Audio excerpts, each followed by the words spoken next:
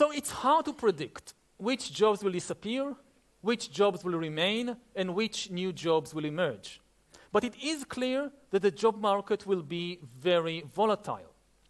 As we noted at the beginning, the big problem will not be the absolute lack of jobs, but rather the difficulty of retraining and adjusting to the new job market. There will be financial difficulties. Who will support people who lost their previous job when they are in the process, in the transition process, learning a new profession, a new set of skills? And there will be even bigger psychological problems. It's very stressful to reinvent yourself. Suppose you are a 40-year-old truck driver and you lost your job to a self-driving vehicle. There is a new job in teaching yoga or in designing virtual fashion, shirts to wear in virtual reality.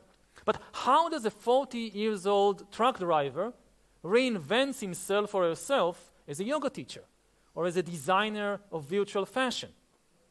And even if you do retrain yourself for such new jobs, this will not be a long-term solution.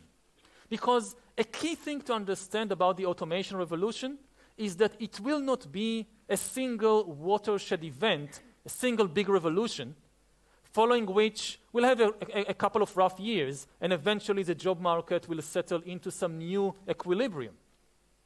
Rather, it will be a cascade of ever bigger disruptions. Because AI is just a baby, a toddler. It's nowhere near its full potential. We will have some big changes by 2025, but we'll have much bigger changes by 2035, and an even bigger revolution by 2045. All jobs will disappear, new jobs will emerge, but the new jobs too will quickly change and vanish. So people will have to retrain and reinvent themselves not just once, but many, many times, or they will become irrelevant.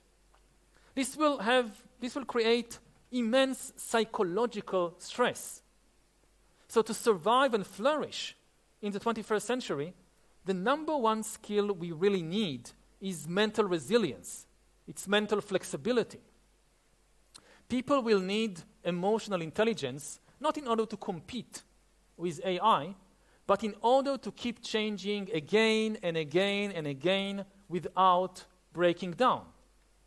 States would probably need to provide people not just with some direct financial aid, but also maybe establish a national psychological service to help citizens cope with this immense level of stress.